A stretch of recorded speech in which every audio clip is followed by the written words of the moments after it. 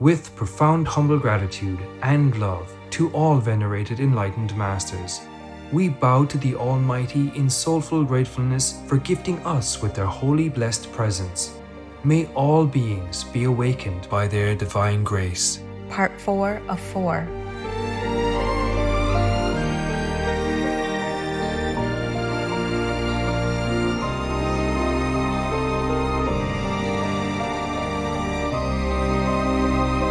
Etc.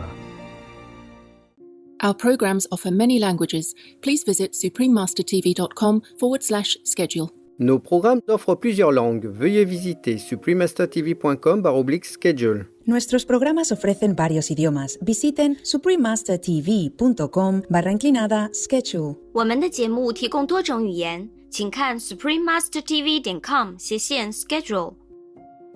Only be admonished by what you already see, not to strike leagues of friendship with cheap persons where no friendship can be. Please continue watching for the insightful writings of American philosopher Ralph Waldo Emerson, vegetarian. Vegan, tested positive for noble thinking.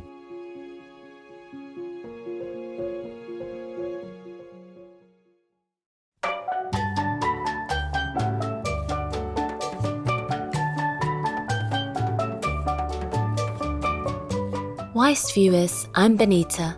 The upright people of Montserrat pray to heaven to uplift your souls. May God bless you and your families always. Welcome to our program. Excerpt from the essay Friendship by Ralph Waldo Emerson, vegetarian, part 2 of 2 on words of wisdom. Ralph Waldo Emerson was a renowned 19th century American essayist, philosopher, lecturer, poet, and a leader of the transcendental philosophical movement. His literature influenced many celebrated writers, including Henry David Thoreau and Walt Whitman. Emerson is most famous for his essays through which he expresses ideas of freedom, spirituality, individuality, the great ability of humans to have profound realizations, and the relationship between the soul and the surrounding world. Ralph Waldo Emerson traveled widely, giving lectures, and became well known for his publications, essays, and nature. Today we continue reading a selection from Ralph Waldo Emerson's essays, first series, Essay 6, entitled Friendship, a philosophical essay about the ideal form of human interaction. Both friends in a relationship should have mutual admiration and respect. Friendship. No two men, but being left alone with each other, enter into simpler relations. Yet, it is affinity that determines which two shall converse. Unrelated men give little joy to each other, will never suspect the latent powers of each. We talk sometimes of a great talent for conversation, as if it were a permanent property in some individuals. Conversation is an evanescent relation, no more. A man is reputed to have thought and eloquence. He cannot for all that say a word to his cousin or his uncle.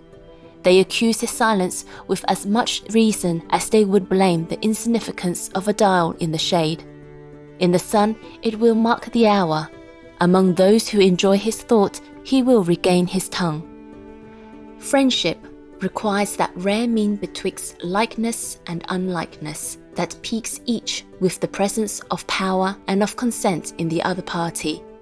Let me be alone to the end of the world, rather than that my friend should overstep by a word or a look his real sympathy. I am equally balked by antagonism and by compliance. Let him not seize an instant to be himself. The only joy I have in his being mine is that the not mine is mine. I hate what I looked for a manly furtherance, or at least a manly resistance, to find a mush of concession. Better be a nettle in the side of your friend than his echo. The condition which high friendship demands is ability to do without it. That high office requires great and sublime parts. There must be fairy two before there can be fairy one. Let it be an alliance of two large, formidable natures, mutually beheld, mutually feared, before yet they recognize the deep identity which beneath these disparities unites them. He only is fit for this society who is magnanimous, who is sure that greatness and goodness are always economy, who is not swift to intermeddle with his fortunes. Let him not intermeddle with this, leave to the diamond its ages to grow, nor expect to accelerate the births of the eternal. Friendship demands a religious treatment. We talk of choosing our friends, but friends are self-elected. Reverence is a great part of it. Treat your friend as a spectacle. Of course, he has merits that are not yours and that you cannot honor if you must needs hold him close to your person. Stand aside, give those merits room, let them mount and expand. Are you the friend of your friend's buttons or of his thought? To a great heart, he will still be a stranger in 1,000 particulars that he may come near in the holiest ground. Leave it to girls and boys to regard a friend as property and to suck a short and all-confounding pleasure instead of the noblest benefits. What is so great as friendship, let us carry with what grandeur of spirit we can. Let us be silent, so we may hear the whisper of the gods. The only reward of virtue is virtue. The only way to have a friend is to be one. In the last analysis, love is only the reflection of a man's own worthiness from other men. Men have sometimes exchanged names with their friends as if they would signify that in their friend each loved his own soul. The higher the style we demand of friendship, of course, the less easy to establish it with flesh and blood. We walk alone in the world. Friends such as we desire are dreams and fables.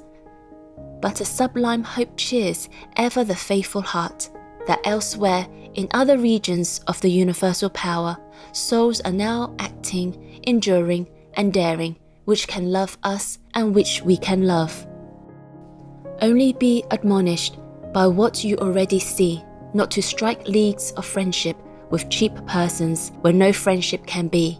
Our impatience betrays us into rash and foolish alliances which no God attends.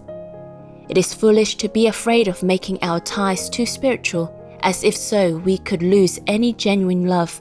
Whatever correction of our popular views we make from insight, nature will be sure to bear us out in, and though it seems to rob us of some joy, will repay us with a greater. Let us feel, if we will, the absolute installation of man. We are sure that we have all in us. It has seemed to me lately more possible than I knew to carry a friendship greatly on one side without due correspondence on the other. Why should I cumber myself with regrets that the receiver is not capacious? It never troubles the sun that some of his rays fall wide and vain into ungrateful space, and only a small part on the reflecting planet. Let your greatness educate the crude and cold companion.